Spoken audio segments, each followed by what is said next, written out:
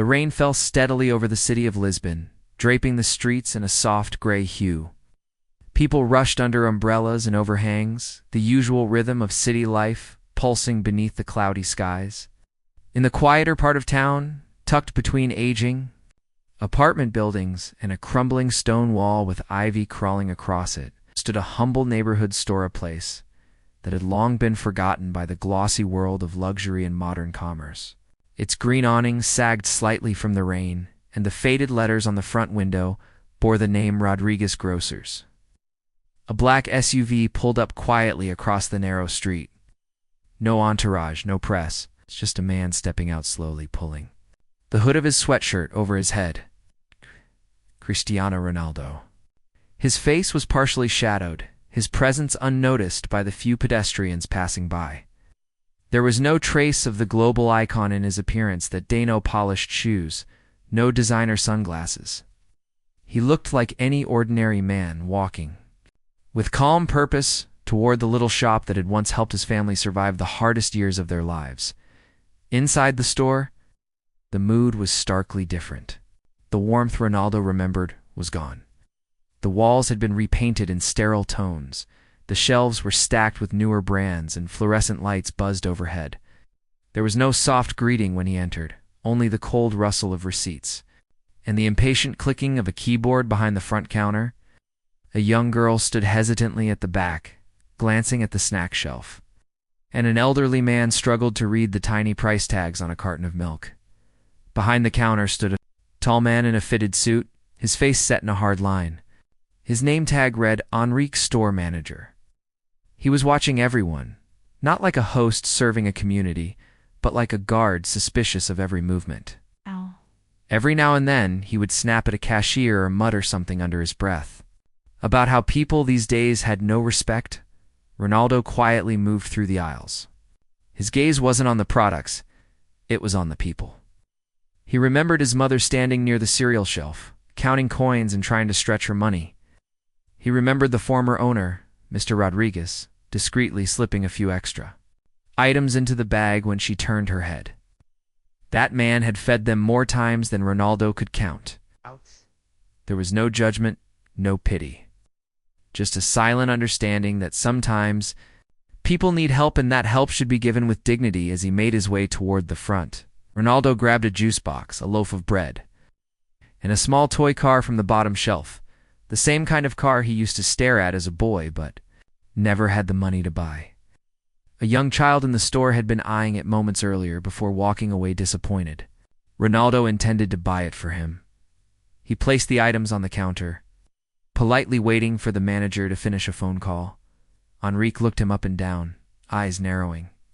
"Cash only for people like you," he said curtly. Ronaldo was caught off guard. "Excuse me." The man didn't flinch. "You heard me. We've had enough of your type walking in here, looking like you don't belong." Hoodie pulled low, face half hidden. "You're not the first one trying to get away with something." Ronaldo remained calm. "I'll pay, of course, but I'd also like to speak with the store owner." Enrique gave a bitter laugh. "I am the owner, far as you're concerned. I run this place. I decide who I serve." "But you're not the actual owner," Ronaldo said softly, not wanting to escalate things. Enrique leaned in, tone laced with irritation. "Look, I don't know what kind of game you think you're playing, but this isn't a place where people come to pretend. You either pay now or get out. I don't have time for beggars or actors." A few customers were watching now. Whispers began to stir.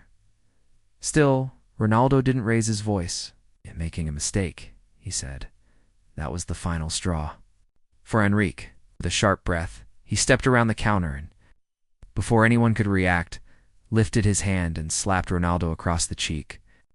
The sound echoed through the store. Gasps rose from all corners. A woman near the door covered her mouth in shock. A mother pulled her child behind her instinctively. The cashier froze, eyes wide. Ronaldo's face turned slightly from the impact, but he remained steady. He looked back at Enrique, calm as still water. Didn't lash out, didn't shout, didn't even touch his cheek. Instead, he reached into the inside pocket of his hoodie and slowly pulled out a sealed envelope. Without a word, he laid it gently on the counter. "You might want to read that," Ronaldo said. Enrique, flushed and furious, snatched the envelope and ripped it open. Inside was a printed legal document, complete with signatures, dates, and a company stamp. The manager's eyes darted across the page. His jaw dropped. Skin went pale. The store's ownership had changed just 3 days earlier. The new name listed under sole proprietor? Cristiano Ronaldo dos Santos Aveiro. The silence in the store turned heavier than stone. Even the buzzing of the fluorescent lights seemed to die down. "I tried to give you a chance," Ronaldo said quietly. "You didn't recognize me. That's okay. But you didn't see the human being in front of you, and that's not okay." Enrique backed away, stunned and speechless. A little boy who had wanted the toy car peeked around a shelf. Ronaldo picked it up and handed it to him with a warm smile. "This is yours." And in that single moment, what began as an act of cruelty was transformed into a powerful message. 8. Power isn't in retaliation. True power is in how you choose to respond when someone tries to belittle you. And Ronaldo, he chose grace. Asterisk the silence that followed the slap and the shocking revelation of ownership lingered in the air like thick fog. No one moved.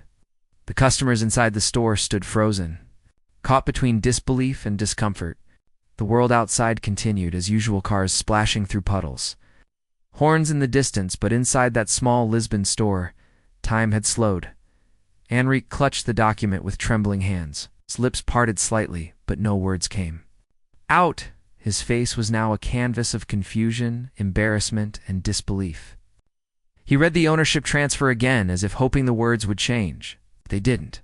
There it was. Stamped and certified, Cristiano Ronaldo was the sole owner of Rodriguez's Grocers. Reality slammed into him. The man he had just insulted, humiliated and physically assaulted, wasn't some random street dweller. It was Cristiano Ronaldo, the same Ronaldo who had graced stadiums across the world. The man whose name echoed in football history. But here, in this unassuming shop, Ronaldo hadn't walked in as a superstar. He had walked in as a human being, and Enrique had failed to see that. The customers, many of whom had witnessed the slap and heard the harsh words exchanged, began murmuring in soft disbelief. A few pulled out their phones, recording the aftermath, trying to process what had just unfolded before them. One elderly man near the milk shelf shook his head slowly and whispered to no one in particular. That man just struck the heart of this neighborhood. Still composed, Ronaldo reached for the document and held it gently, then glanced at the stunned employees behind the counter. Most of them looked away, avoiding eye contact, as though sharing the shame Enrique now carried. The cashier, a young woman, no older than 20, looked at Ronaldo with wide, apologetic eyes. "I'm sorry," she said softly. "We didn't know." Ronaldo gave her a small, reassuring nod. "I know you didn't, but that's not your fault." His voice wasn't filled with anger or pride. It was filled with calm disappointment, the kind that made people reflect rather than recoil. He turned his gaze back to Enrique, who still hadn't spoken. The once surrogate manager looked like a schoolboy caught in the middle of a punishment he never imagined. "Mr. Rodriguez ran this store like it was his family," Ronaldo said, his voice steady. "He gave without keeping score. He helped people who had nothing. When I was a child, my mother and I came here. There were days we couldn't afford food. He never turned us away." A woman near the entrance took a step forward. Her hands trembled slightly as she spoke. "I remember. I was here when your mother brought you. She always said, 'One day my son will make me proud.' She was right." Ronaldo smiled faintly. That memory had stayed with him all these years, not just the hardship, but the compassion that had met it. He looked back at Enrique, and now, the same store that fed us has become a place that turns people away. It shames them for how they look or what they wear, that assumes the worst before even asking a name. Enrique lowered his head, wanted to melt into the floor, to disappear from the judgment that now poured in from every corner. He had spent so long asserting control over people, using fear to enforce respect. But real respect, he now understood, could not be demanded. It had to be earned on. He had just lost it in front of an entire community. "I didn't know," he finally whispered, almost inaudible. Ronaldo didn't raise his voice. No, you didn't know. And that's exactly the problem. You didn't care to know. You saw someone who didn't fit your mold and treated them as disposable. One of the older customers, a man with a walking stick, leaned forward. And what if he hadn't been Ronaldo? Would you have still hit him? Would you have still thrown him out? That's what makes this worse. The question struck deeper than anything else. I'm sorry, Enrique muttered again, his voice broken now. Ronaldo turned to the cashier. Please call security. The girl hesitated but obeyed. Within minutes, 2 plainclothes security officers arrived at the door. Ronaldo didn't need to explain. One pointed gently at Enrique, who was now frozen in humiliation. Without protest, Enrique walked toward them. He didn't look back. There was nothing left to defend. As the door closed behind him, a quiet wave of relief swept through the store. Ronaldo looked at the customers, all of whom were now looking to him not as a footballer, but as a leader, a protector of dignity. This place will change, he said firmly. It will become what it was always meant to be, a safe place, a kind place, a home to everyone who needs it. An elderly woman clapped, then a mother, then a man near the dairy aisle.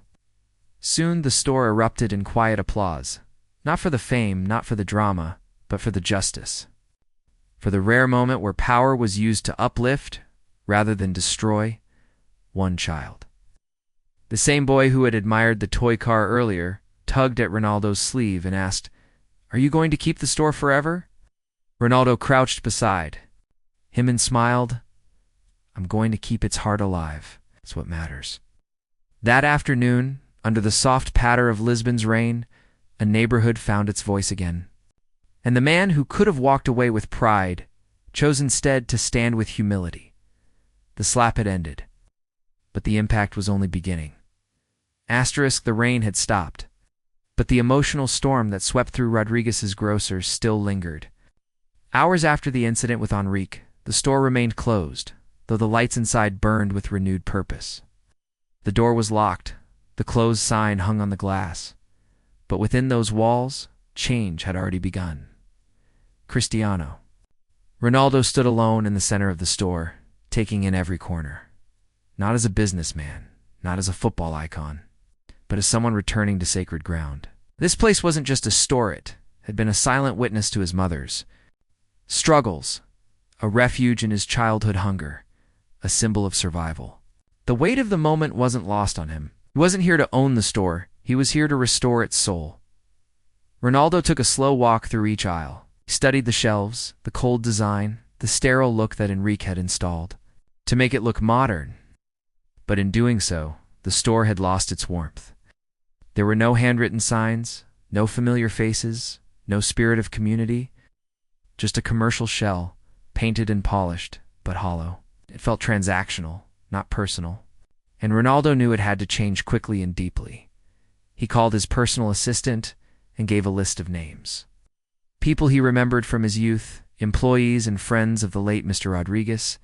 Many of them had been quietly fired when Enrique took over. He didn't want their resumes. He wanted their hearts, their memories, their stories.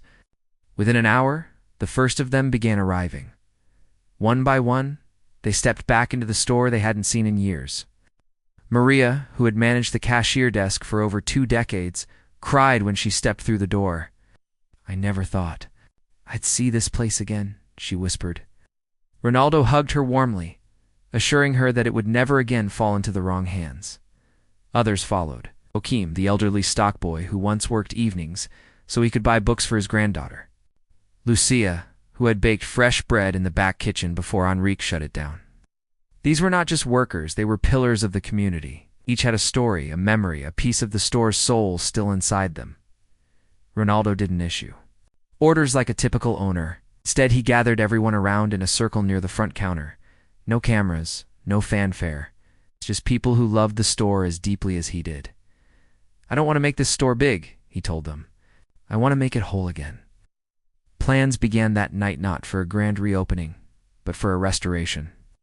The old recipe book that had been thrown away, found and returned to its rightful place. The children's reading corner that had once been in the back, now turned into a storage room.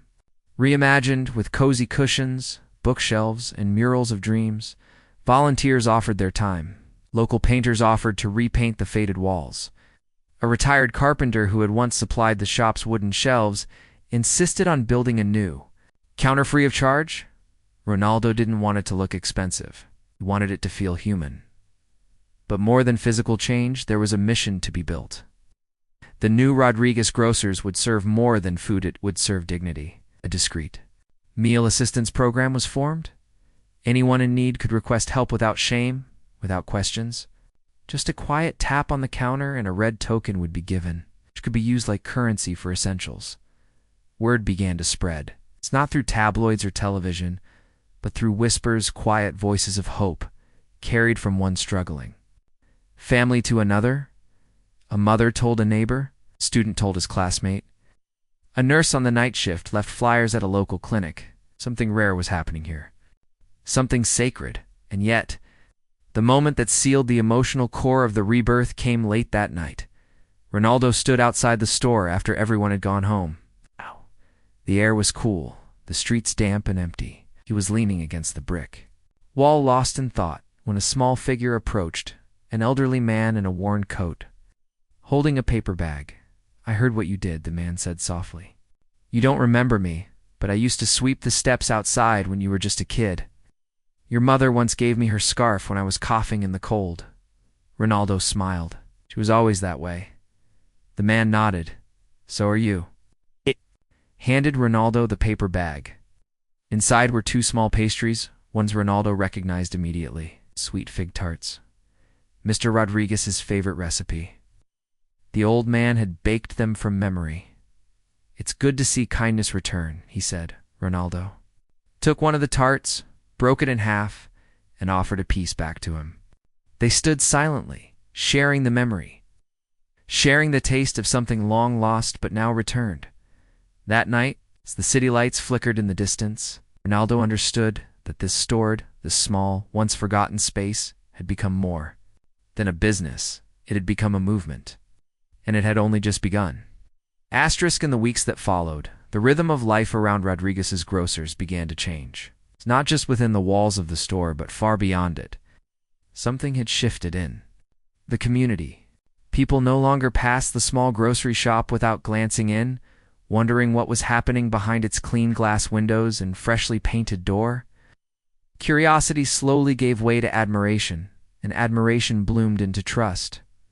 Every morning, the door was unlocked not by a tired worker dragging their feet, but by a former employee who now returned with pride. The faces behind the counter were familiar again. Maria was back in her seat, her smile as bright as ever. Joaquim, now a little slower on his feet, had a young helper to support him in restocking shelves. The laughter of Lucia drifted from the small kitchen at the back, where the smell of warm bread once again greeted visitors as they entered. The store had become more than a place to buy food. It had become a symbol of something bigger. But Ronaldo knew that to truly restore what had been lost, transformation needed to go deeper than surface gestures. One morning, he gathered the small team and asked them to help him reimagine what the store could offer, not as a business, but as a lifeline. "People come here for bread," he said, "but what they leave with should be dignity."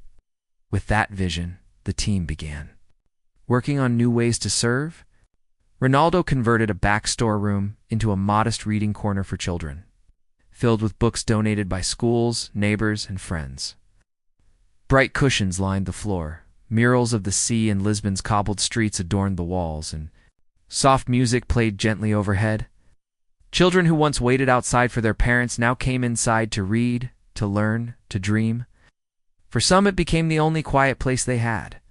Across the store, near the dairy section, an elderly couple inquired about discounts. Maria, without skipping a beat, guided them to the kind cart, a discreet section filled with daily essentials priced low for those with red tokens. The tokens, introduced by Ronaldo's team, were given out to struggling families by teachers, doctors, or social workers. No questions, no forms, just a small act of humanity wrapped in a simple coin. Soon whispers of this quiet kindness spread across Lisbon. But Ronaldo never made public announcements or press releases. He refused interviews. When media vans arrived at the store, he declined to appear on camera. "This isn't about me," he told them. "It's about remembering what we owe each other as human beings." Outside the store, a mural began to take shape, painted by local artists, funded by nothing more than volunteers and leftover supplies. It wasn't flashy. It didn't feature Ronaldo's face. Instead, it showed Mr. Rodriguez surrounded by children, neighbors, workers, and smiling families. Above him, painted in large hand-drawn letters, were the words, "Kindness is legacy." Ronaldo stood beside the artist one day as they worked and ran his hand along the wall. "He saved us," he whispered. He saved so many. Ronaldo didn't stay behind a desk. He walked the aisles. He helped sweep floors. He lifted crates. In the back, children approached him, asking for selfies, and he always obliged. But he reminded them gently, "Be kind, more than you are famous." That's what makes a real star. One evening, as the last customer left and the sky outside turned a soft pink, a woman entered the store just before closing. Her hair was gray, her dress plain. She walked slowly, carefully, as though the walls remembered her footsteps. Ronaldo saw her before she saw him. Her hands moved across the shelves as if she were searching for something she couldn't quite name. He approached quietly. "Can I help you find something?" he asked. The woman turned, and for a moment time paused. Her eyes welled with tears. "You don't recognize me, do you?" He studied her face, and slowly a memory floated back. Faint, but powerful. "I used to work here," she said. "Back when you were just a little boy. I would slip an extra cookie into your mother's bag when I saw her counting coins." Ronaldo's breath caught. "It was you," she nodded, eyes shining. "I didn't have much myself. But your mother, she was proud, you know. Even when she had nothing, she never begged. She always stood tall." He felt a lump form in his throat. "You fed us more than cookies. You gave us something no one else could. You gave us dignity." The woman looked around, eyes landing on the mural. "This place, it feels right again. Thank you for bringing it back." Ronaldo reached out and gently took her hand. "Thank you for holding it together when we needed you." That night, he walked her to the door. As she stepped outside, she turned back and said something he would remember forever. "You may own this store now, but your heart has always belonged to it." The moment lingered as Ronaldo stood in the doorway, watching her disappear into the Lisbon night. He looked back at the quiet store, the soft lights, the warmth of the people inside. The shelves now full, not just of products, but of purpose. It was no longer just a store. It was hope, and it was home. The seasons had begun to shift in Lisbon. The air had grown cooler, and the scent of autumn leaves mingled with fresh bread and brewed coffee that drifted through the front door of Rodriguez Grocers each morning. The shop had found its rhythm. What was once broken had now been rebuilt, not just structurally, but spiritually. The store breathed again. It pulsed with human connection. Elderly men came not just to shop, but to talk. Single mothers brought their children to read and learn in the cozy book corner. Struggling youth found mentorship among the aisles where kindness was now part of every transaction. But as everything flourished around Ronaldo's vision, there remained a shadow from the past that hadn't quite faded. Enrique, his name was never spoken inside the store. But the echo of what happened that day still lingered in the collective memory. Though he had been removed swiftly and without spectacle, no one truly knew what became of him. And truthfully, most had moved on to busy helping, healing, rebuilding. Ronaldo never mentioned him again. He had been dismissed, not out of vengeance, but necessity. Yet in his heart, something remained unfinished. The slap had long been forgiven, but the human behind it hadn't been seen since. Until one gray afternoon in late November, rain had returned to Lisbon, soft and steady. The kind of rain that taps lightly on windows and brings back reflection. The store had just closed for the day. Staff were finishing their duties, and Ronaldo was in the back office, sorting documents for the upcoming winter outreach program, new initiative to distribute coats and hot meals to low-income neighborhoods. He was tired, but content. A quiet knock sounded at the front glass door. At first, Maria assumed it was just a forgetful customer who had missed the closing time. She walked toward the entrance, but stopped in her tracks. A man stood outside, soaked from head to toe. He wasn't holding an umbrella. His coat was frayed at the edges, his shoes worn, and his eyes. They weren't the same eyes of the man who once ruled the store with disdain. It was Enrique. Maria hesitated. She looked toward the back room, unsure, but as if sensing it. Ronaldo stepped out and approached slowly. When their eyes met through the glass, time seemed to pause. The man outside looked nothing like the arrogant manager from months ago. He looked smaller, weathered, humbled not just by the rain, but by life. Ronaldo walked over and unlocked the door. Enrique didn't speak at first. He just stood there, dripping, unsure if he would be allowed to say anything at all. "I don't." "Want anything?" he said finally, his voice hoarse. "I only came to say thank you." Ronaldo didn't respond immediately. He studied Enrique's face, looking beyond the years of pride and into the weary man before him. The silence stretched between them, not awkward but heavy with unspoken things. "I lost everything," Enrique continued. "My apartment, my pride. And for a long time, I blamed everyone else. I even blamed you. But then I saw the videos, read the stories. I saw what this place became after I was gone. I realized I was the one standing in the way." The rain intensified, but neither of them moved. Enrique took a step forward, holding out a small plastic bag. "There's a loaf of bread inside. I made it myself. It's the only thing I have left to offer." Ronaldo took the bag without a word. "I'm not here to ask for a job," Enrique added. "I don't deserve one. I'm just here to make peace. Not with you. With myself." There was something raw about his confession, stripped of all ego. It wasn't a plea. It was a surrender. Ronaldo gestured for him to come in from the rain. Enrique hesitated, then stepped inside. He stood awkwardly near the entrance, dripping onto the mat. Ronaldo walked to the counter, opened the bread, and took a bite. It was surprisingly good, earthy, rich, homemade. He nodded once. "You've improved." Enrique cracked a smile, the first Ronaldo had seen from him that wasn't tinged with sarcasm. "What are you doing now?" Ronaldo asked. "I'm volunteering," he replied. "Soup kitchens. I mop floors at a shelter. I teach basic baking to kids in a rehab center. Nothing big, but it feels right." There was a moment of silence. "I was a terrible person here," Enrique admitted. "I was angry all the time. I thought power meant fear. I thought respect came from control. But you showed me something else. You didn't just fire me. You forgave me. Could have destroyed me. But you didn't. And that's something I carry with me every day." Ronaldo leaned against the counter, arms crossed.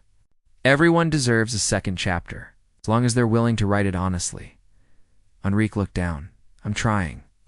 The conversation could have ended there. And maybe it would have had Ronaldo not done something unexpected. He walked around the counter and extended his hand.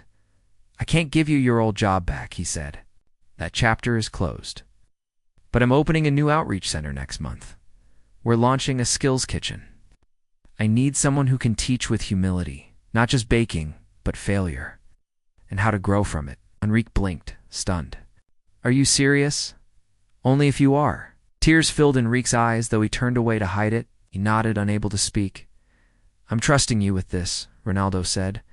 "Not because of who you were, but because of who you can still become." That night, as Enrique left the store and disappeared into the Lisbon rain, something heavier than water washed away from him. It was the weight of his own mistakes. The realization that Grace had met him not with punishment, but purpose.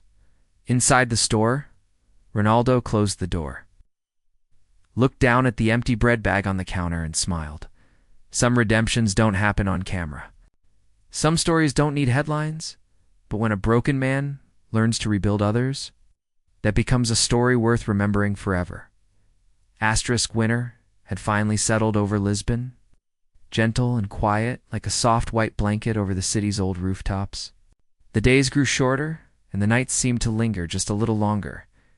Yet inside Rodriguez Grocers, there was warmth that couldn't be touched by cold weather. The store had become a refuge not just from hunger or hardship, but from loneliness, from indifference, from the ache of being unseen in a world that moves too fast. In the months since Ronaldo's quiet return to the neighborhood, the store had transformed into something extraordinary, not because of wealth or status or fame, but because of attention. Attention to pain, attention to need, attention to the quiet beauty of people being kind when no one is watching. The once crumbling back room now operated as a food pantry during the week and a teaching kitchen on weekends. The same space where dust once collected in corners now held laughter. The sizzle of oil on stoves, the smell of warm soup and fresh herbs. Children came to learn how to make the meals their grandparents once cooked. Teenagers who had lost their way found rhythm again in chopping vegetables, baking loaves, and serving others. Most of them never knew who truly ran the place. Ronaldo never made a show of it. He was just Cristiano here. A tall man who cleaned tables, carried boxes, and told stories with a smile. And as Christmas approached, something special was in the air. The staff had secretly planned a holiday evening. First ever Rodriguez Winter Night. They didn't want headlines or sponsors, just a night of joy. They gathered old wooden benches and hung paper stars from the ceiling. Children painted ornaments by hand and placed them on a tree donated by a local carpenter. Lucia made trays of honey cakes, and Joaquim set up a music speaker that played classic holiday tunes on a crackling loop. They invited the community quietly. No posters, just word of mouth. And when the night finally came, the store was filled, not just with people, but with stories. Stories of healing, second chances, fresh starts. Ronaldo stood near the back, taking it all in. The walls glowed from strings of yellow light. A young boy read aloud from a donated children's book, while parents listened as if it were a concert. An old man played the accordion softly near the bread shelves. Strangers shared food at the same table. Neighbors who hadn't spoken in years hugged each other, tears in their eyes. Then, something unexpected happened. Enrique stepped forward. He wore a simple white apron now, flower on his sleeves. But more than anything, he wore humility. He cleared his throat nervously and held a wrapped box in both hands. All eyes turned toward him. No one expected him to speak. It's not after what had happened nearly a year ago. "I want to say something," he said quietly, voice cracking. The crowd hushed. "I never thought I'd stand here again. Not after how I acted. But this place didn't just forgive me. It gave me purpose. I've seen things here that changed me. Kids who used to steal, now feeding others. Mothers who cried for bread, now giving extra to neighbors. In all of this," he paused, looking toward Ronaldo, "started because someone chose not to fight hate with hate, but with grace." He held out the box and walked toward Ronaldo. "I know you don't care for gifts," Enrique added, "but this is a piece of what you've built." Ronaldo opened the box. Inside was a framed photo, an old one, restored. It was of Mr. Rodriguez, standing behind the counter with Ronaldo's mother by his side, holding a young Ronaldo in her arms. She was smiling, eyes filled with fierce pride. In the background was a handwritten sign: "If you're hungry and have nothing, come in anyway." Ronaldo didn't speak for a long moment. Heisey's eyes glistened, and when he finally looked up, there was something in his gaze that reached beyond the store, beyond the night, beyond even the moment. "I came back to this place hoping to honor a man who saved us," he said softly. "But I didn't realize that by rebuilding this store, I'd find myself again too." He turned the photo to the crowd. "This was never about fixing a business," he continued. "It was about protecting a legacy that reminds us who we are when we have nothing to offer but kindness. A legacy we all carry now." Room erupted in quiet applause, gentle, reverent, emotional, as the night went on. Snow began to fall outside, a rare sight in Lisbon. Children rushed to the windows, their hands pressed to the glass, watching the flakes drift down. The glow of yellow lights wrapped around the store like a halo. It was more than a celebration. It was a moment etched into the soul of the neighborhood, and somewhere in the quiet of that evening, as Ronaldo stood among the people he had come to serve not as a star, but as a son of the city. A child tugged at his sleeve and asked, "Is this your store?" Ronaldo looked around the shelves filled with donations, the laughter echoing from the reading corner, the warmth that refused to die. "No," he said, kneeling beside the boy. "It's ours." That night, Rodriguez Grocers wasn't just a store, it was proof. Proof that legacy isn't built in stadiums or skyscrapers, it's built in moments of mercy. It's built when someone chooses kindness in a world that rewards cruelty. It's built when a man walks into a store as a stranger and leaves it changed not because of power, it's because of purpose. And so, under the quiet snow of Lisbon, among the scent of bread and candlelight, a story ended. The way all the best stories do, not with applause, but with hope. The store lived on, and so did the kindness that built it.